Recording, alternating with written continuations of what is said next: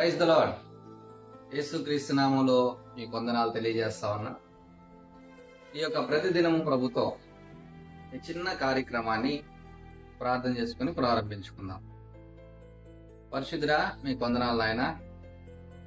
ఈ ఉదయకాల సమయంలో మీ మాటలు వినడానికి ఎదురు చూస్తున్న వారిని బట్టి ఎవరైనా ఆశగా ఆసక్తిగా మరి ఉంటున్న వారిని బట్టి మీ పాదాల దగ్గరికి వస్తున్నాం. మీరు మాట్లాడే దేవుడివి కాబట్టి మీరు మాట్లాడమని, దేవా, అనేక మందిని మీరు బలపరచమని, మరి ఈ యొక్క కార్యక్రమం ద్వారా అందరూ మేలు పొందుకోవడానికి కోసం మీ మెలనైన స్వరాన్ని వినిపింపజేయమని యేసుక్రీస్తు నామములో ప్రార్థించి వేడుకున్నాను తండ్రి, ఆమేన్.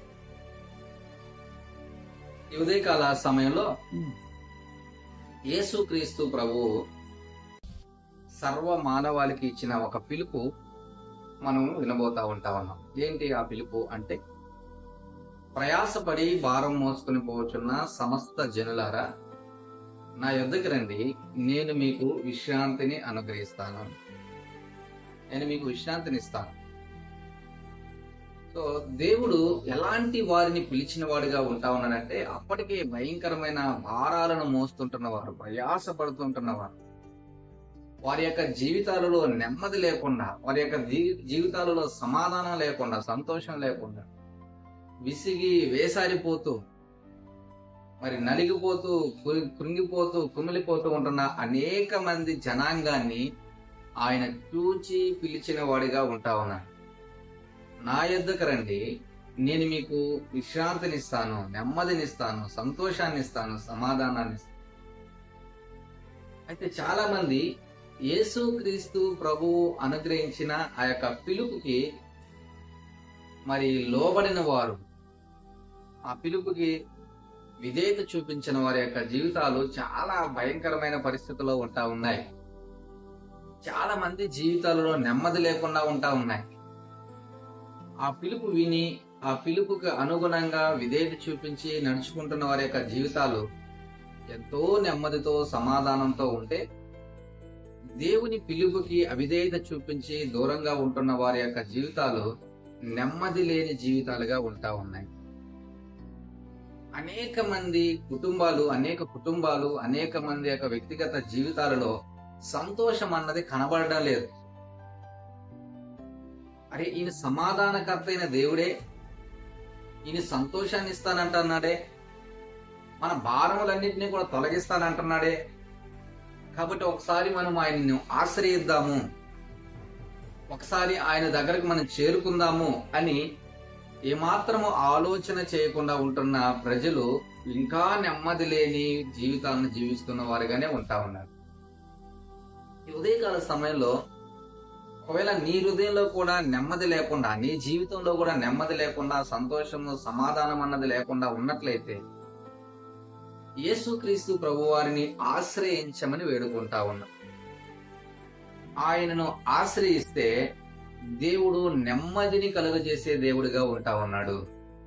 ఈ మాట చూద్దామా? ఒకసారి మనం చూద్దాం.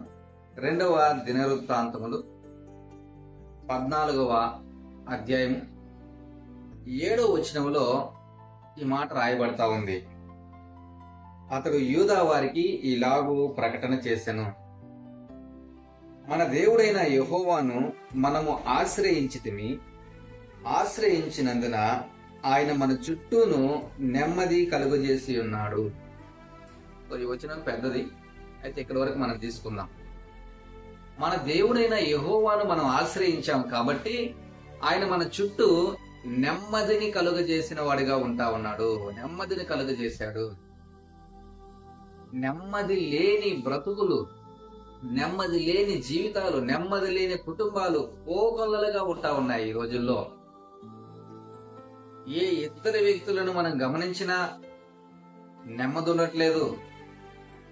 ఎక్కడ చూసినా పోట్లాటలు, ఎక్కడ చూసినా గొడవలు, ఎక్కడ చూసినా విభేదాలు. అంత మాత్రమే కాదు, వారి యొక్క స్వయంకృత అపరాధముల చేత మరి పాపపు గిల్ట్ని వాళ్ళు అనుభవిస్తూ నెమ్మది లేకుండా ఉంటా ఉన్నారు. లోకానికి, పాపానికి బానిసలైపోయి మనస్సాక్షిని చంపుకుంటూ భయంకరమైన స్థితిలో నెమ్మది లేని జీవితాన్ని గడుపుతుంటున్న వారు చాలా మంది ఉంటా ఉన్నారు. లోకంలో భయంకరమైన వ్యసనాలకు అలవాటు పడిన వారు వాటి నుంచి ఇక బయటికి రాలేక, వాటిని మానుకోలేక, కుటుంబాలలో తర్వాత వారి యొక్క జీవితాలలో భయంకరమైన పరిస్థితులను ఎదుర్కొంటూ నెమ్మది లేకుండా ఉంటా ఉన్నారు. వారికి నెమ్మది లేని కారణం చేత వారి యొక్క జీవితాలను వారే అంతం చేసుకుంటా ఉన్నారు. ప్రియమైన వారులారా, ఈ మాటలు వింటున్న మీరు నెమ్మది కలిగి జీవిస్తా ఉంటా ఉన్నారా? మీ హృదయాలలో నెమ్మది ఉందా?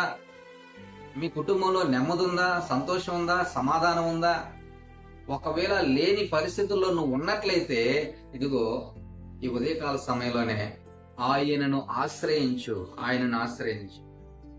ఎవరైతే ఆయన దగ్గరికి చేరుకోగలుగుతా ఉన్నారో, ప్రభువా నీవే నాకు శరణు అని ఆయన దగ్గర శరణు జొచ్చి, అయ్యా నాకు నెమ్మది దయచేయి, నాకు సమాధానం దయచేయి, నాకు సంతోషాన్ని దయచేయని ఆయనను వేడుకొని ఆయనను ఆశ్రయించగలిగితే దేవుడు నీ జీవితానికి చక్కటి నెమ్మదిని కలుగజేయడానికి ఆయన సిద్ధంగా ఉంటాం.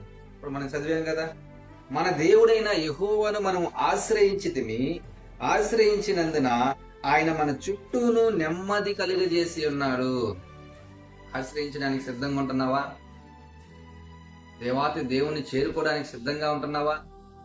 ప్రభువా నా హృదయంలో నెమ్మది లేదయ్యా, నాకు నెమ్మది దయచేయి, నీవు సమాధానకర్తమైన దేవుడు అని నేను నమ్ముతున్నాను, నాకు నెమ్మది దయచేయి.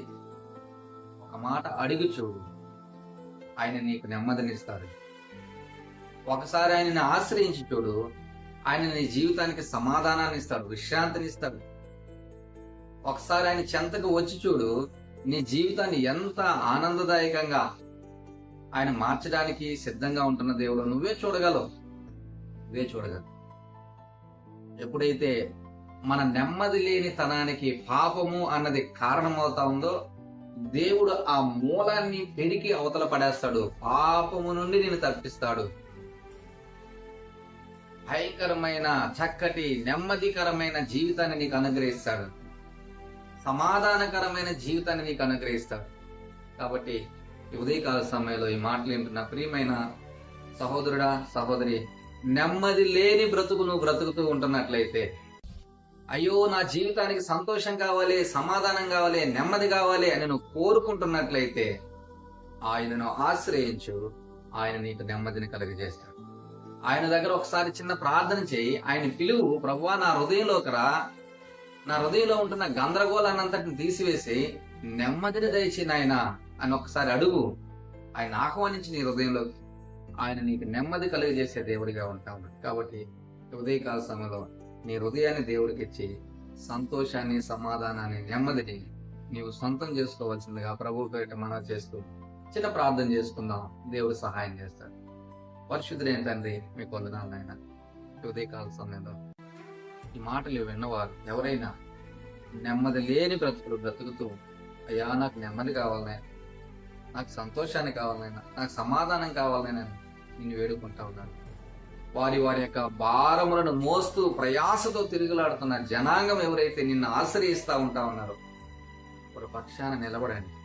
వారి చుట్టూ నెమ్మదిని కలిగజేసి సంతోషపరచమని వేడు యేసుక్రీస్తు నామములో ప్రార్థించి అడిగి వేడుకున్నాను తండ్రి.